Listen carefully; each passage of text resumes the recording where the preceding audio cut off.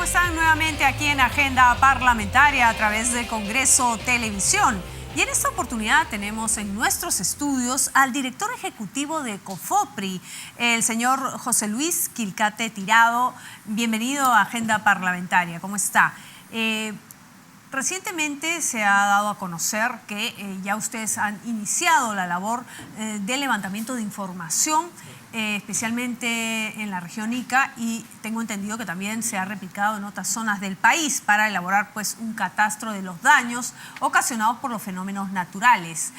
¿Cuándo han iniciado esta labor? Buenos días, muchas gracias por la invitación. Bueno, nosotros hemos iniciado el catastro de daños hace 3 semanas en Ica, en Chanchajaya, y hemos replicado esa experiencia, a raíz de esa experiencia hemos elaborado una ficha mucho más potente para que pueda contar con información clasificada y que permita posteriormente tomar las mejores decisiones en el proceso de reconstrucción.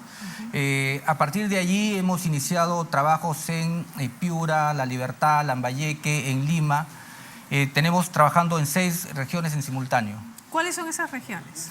Como les manifesté, son Piura, Lambayeque, La Libertad, Ancash. Las más afectadas. Las más afectadas, así es. Se ha priorizado las más afectadas y estamos trabajando ya en el catastro de daños. Digamos, ¿qué cantidad de equipos, estas brigadas del organismo de formalización de la propiedad informal, digamos, se han destinado para estas zonas, ¿no? Bueno, la norma que nos encarga la función del catastro de daños nos permitía hacer una reorientación de recursos. Se han reorientado los recursos y en tanto se ejecutaba esa reorientación de recursos, ya nosotros con nuestras propias brigadas, la brigada de formalización, también han iniciado el proceso de catastro de daños. Actualmente tenemos trabajando en simultáneo más o menos 30 brigadas. Con los recursos que tengamos adicionales vamos a tener trabajando en simultáneo por lo menos unas 350 brigadas. Estamos hablando de que esto ha ocasionado un incremento en el presupuesto del organismo de COFOPRI. Bueno, sí hemos solicitado un incremento del presupuesto, nos están atendiendo, nos están dando un presupuesto adicional para poder trabajar en estos 2 meses que nos han dado como plazo con mayor cantidad de personal. Pero se supone que ustedes ya venían trabajando de manera descentralizada, o sea, tenían personal en diferentes regiones del país. Así es, con ese personal que tenemos y que se dedica de ordinario a la labor de formalización, hemos reorientado esos recursos para iniciar ya el catastro de daños. ¿Y de Lima no están viajando a...? De Lima están haciendo el catastro de daños en Lima, claro, en Carapongo, ¿no? Pero también están brindando recursos logísticos en el ámbito apoyo, nacional. Así digamos, es, ¿no? a través también de los medios tecnológicos. ¿Cuáles, digamos, son los plazos para entregar estos informes importantísimos y que se requieren a la brevedad posible?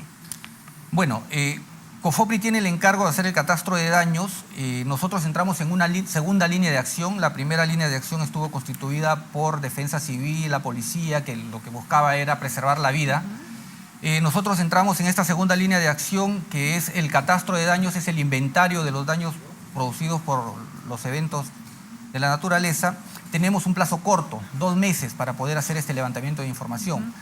¿Por qué? Porque sobre la base de la información que nosotros demos, se va a iniciar el proceso de reconstrucción de viviendas, se van a tomar decisiones para la reconstrucción de viviendas. Levantar esta información fundamental para la reconstrucción o reubicación también de las zonas más vulnerables, me imagino que también tendrán que trabajar pues sábado y domingo, porque a veces ustedes pueden ir al lugar y de repente la persona está trabajando y no se encuentra, ¿no? O alguno de los ocupantes también de estas viviendas colapsadas, en algunos casos, inhabilitadas o dañadas, en fin.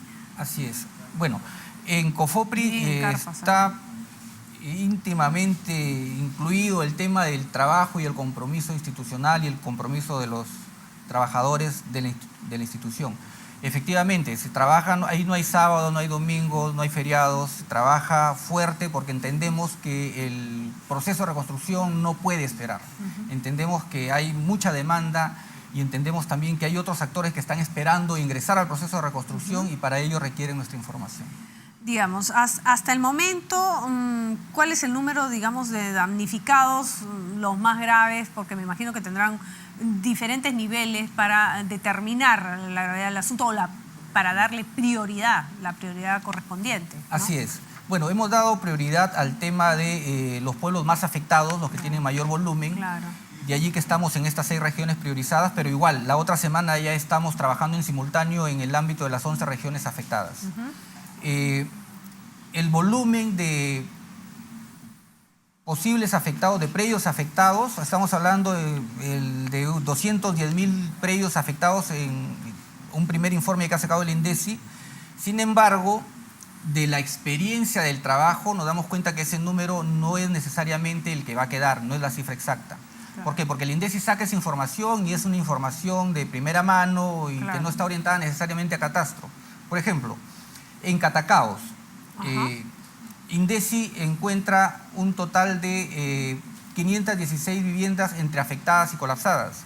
Nosotros hemos ido a Catacaos, se ha estado haciendo el levantamiento de información de los caseríos y posesiones informales aledañas al centro de Catacaos, y solo allí ya tenemos 850 predios entre afectados, inhabitables y colapsados. ¿Eso qué nos da como idea? Nos da que son mucho más los predios que están siendo afectados y que no fueron tomados en cuenta en su momento o que no se les identificó. COFOPRI, con este catastro de daños, llega a un nivel más preciso de información y más amplio también porque ya tiene un tiempo mayor que el INDECI, ¿no? El INDECI claro, pero llega, INDECI saca. en todo caso da la base en el momento de la emergencia. Así digamos. es, ¿no? Ya COFOPRI se, digamos, profundiza más en el tema. Y saca toda la información y en nuestra ficha de daños nosotros tenemos clasificados el tipo de daños por afectación leve, afectación moderada, predios inhabitables y predios colapsados, ¿no? Definitivamente. ¿Cómo se puede evitar que las familias, digamos, insistan en volverse a instalar en las zonas de riesgo, los que están, por ejemplo, en albergues, en carpas? Mire, allí es un trabajo en conjunto, es un trabajo de todo el Estado.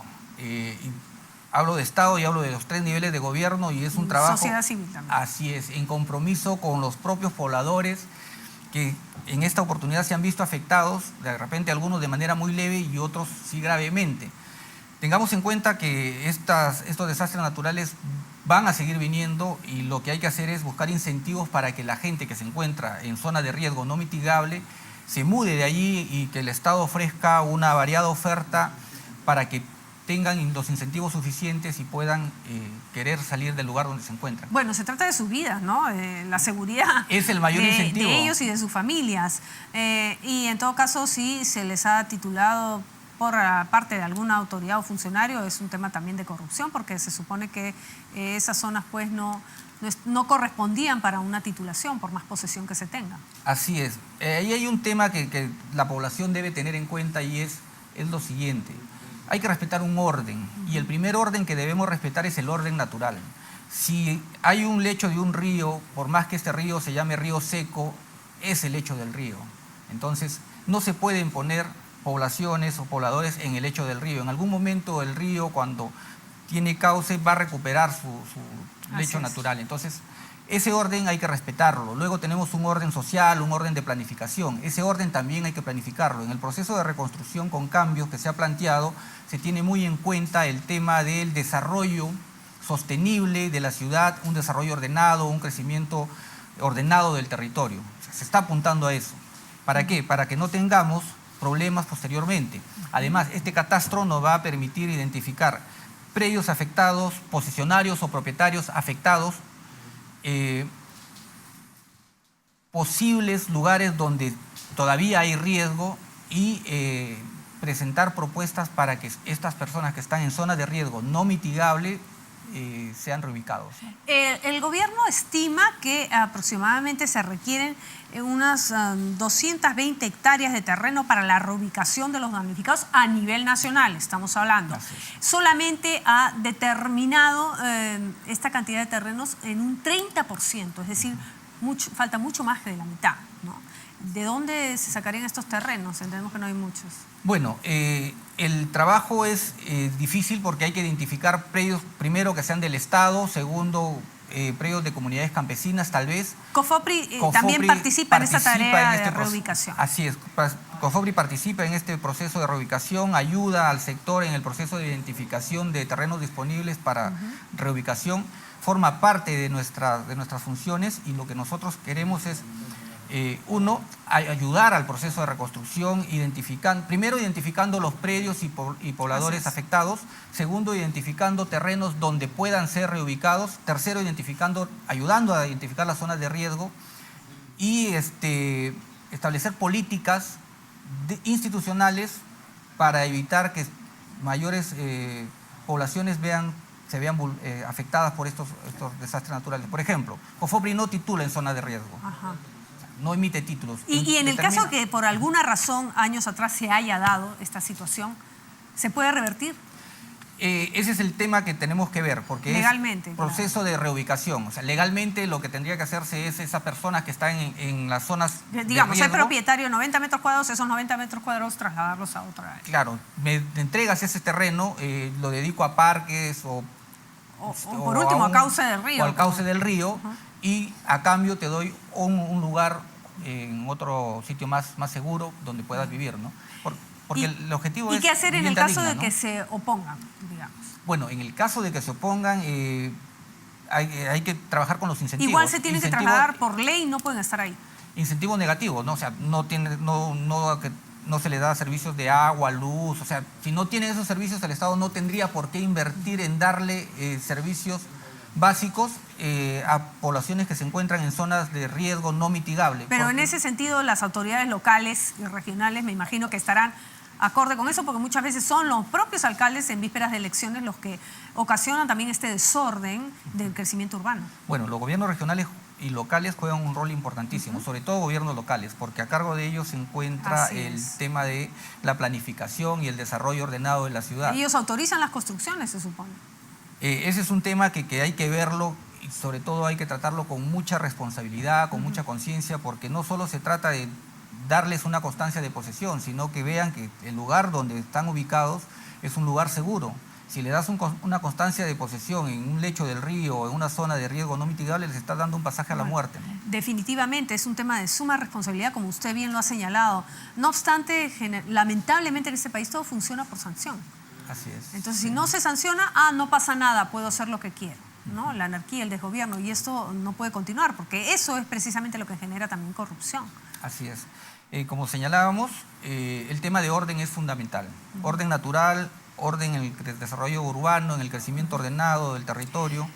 Finalmente, señor Quilcate, con relación al tema del levantamiento de información, el catastro que ustedes tienen que elaborar como COFOPRI, este importante encargo, esta importante labor, ¿qué exhortación haría a la población? Por ejemplo, muchos de ellos o familiares de damnificados que se quieren favorecer con esta dación de terrenos o algo así y pueden entregar información falsa, ¿qué tipo de sanción hay? ¿Qué se podría hacer al respecto?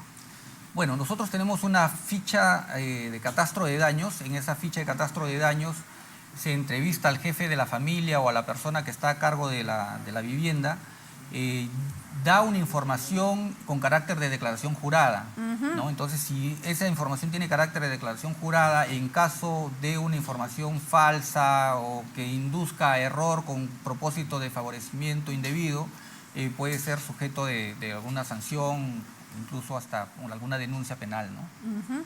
Eso es importante que la población lo sepa para que tome conciencia y dé la información verídica para justamente acelerar el proceso de la reconstrucción, que es lo que espera la mayoría de ciudadanos en este país. Así es. El proceso de reconstrucción parte por un esfuerzo institucional, parte por el esfuerzo del Estado, pero también complementa este esfuerzo con la participación ciudadana. La participación de los gobiernos locales, de los gobiernos regionales, la sociedad organizada, porque eso nos va a permitir tener la información más certera posible. Eso nos va a permitir poder contar con información que nos sirva efectivamente para poder hacer este proceso de reconstrucción con mejor planificación. Claro, por el momento la gente que está en carpas y que sus viviendas han colapsado o están inhabitables, pues estarán en los albergues temporales, que se ha dicho estos módulos de 20 metros cuadrados que van a estar instalados en albergues temporalmente, ¿no? Hasta que se inicie la reconstrucción, pero el ministro de Vivienda ha anunciado que esta reconstrucción se va a iniciar entre octubre y noviembre de este año. Mientras tanto... Es un proceso largo el proceso de reconstrucción. Nosotros vamos a brindar los insumos para este proceso de reconstrucción, que es la información. En paralelo, el sector está identificando los lugares donde van a estar reubicados temporalmente las personas cuyas casas han colapsado. Ya hay todo un programa y un proyecto para ello, el ministro lo ha anunciado. Adicionalmente hay que buscar terrenos para la reubicación, ¿no?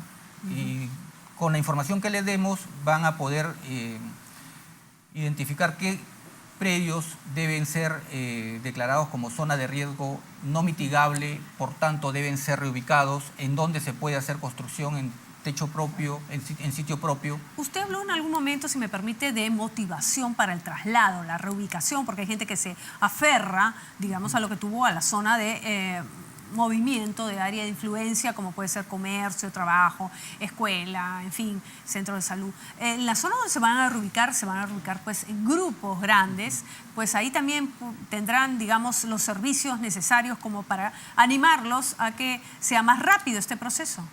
Parte de los incentivos es que los lugares donde se reubiquen estas personas cuenten con servicios básicos.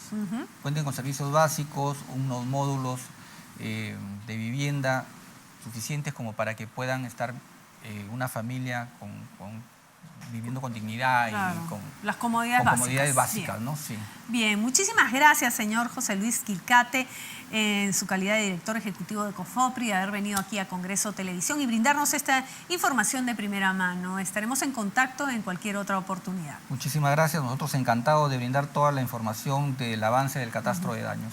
Con total transparencia, como tiene que ser. Bien, nosotros llegamos al final de esta entrevista, pero no se mueva porque lo invitamos a continuar con nuestra programación.